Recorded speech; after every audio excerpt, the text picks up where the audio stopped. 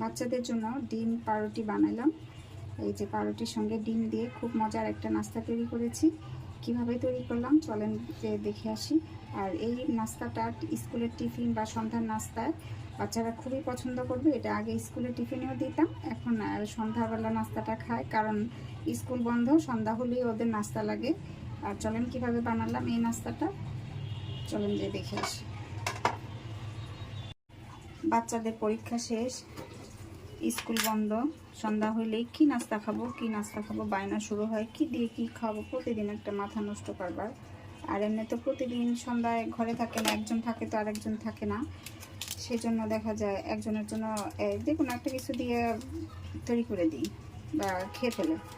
এখন তো স্কুল বন্ধ, এখন চারজনে মিলে এখন কি খাবো তৈরি হয়ে যায়। এখন এই যে একটা নাস্তা বানাবো, এখানে লবণ দিয়ে দিলাম আর একটু ম্যাগি মশলা দিয়ে দিলাম।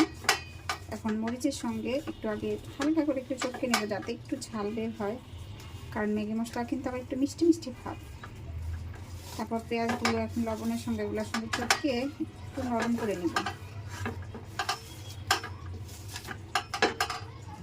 যে পেঁয়াজগুলো আমি মাখাই নিছি, এখন এই যে পেঁয়াজগুলো কিন্তু ছোট ছোট একদম কিমা করে নিয়েছি, ছোট ছোট কুচি কুচি করে কাটছি আর কি।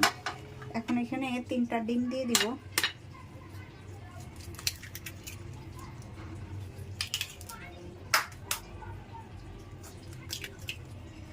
আমি আবার ডিমের খোসাগুলো না ফেলে দেই না, আমার ঘরে কবুতর আছে, পাখি আছে, ডিমের খোসাগুলো ধুয়ে সিদ্ধ করি, তারপরে আবার ওদের জন্য এটা দিয়ে খাবার তৈরি করি। এখন এই ডিমগুলো আমি একটু ভালোভাবে মিশিয়ে নেব, হাত দিয়ে মিশাচ্ছি। ডিমটা তৈরি হয়ে গেছে,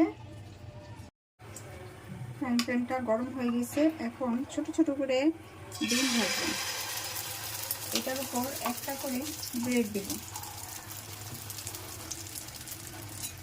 একই রকম নাস্তা একটু ভিন্নভাবে তৈরি করে দিয়ে দেব, খেয়ে মজা পাবে।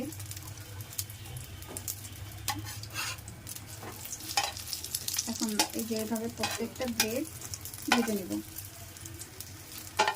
একটু ভিন্নভাবে দিলে ওরা একটু খুশি হয় আর কি।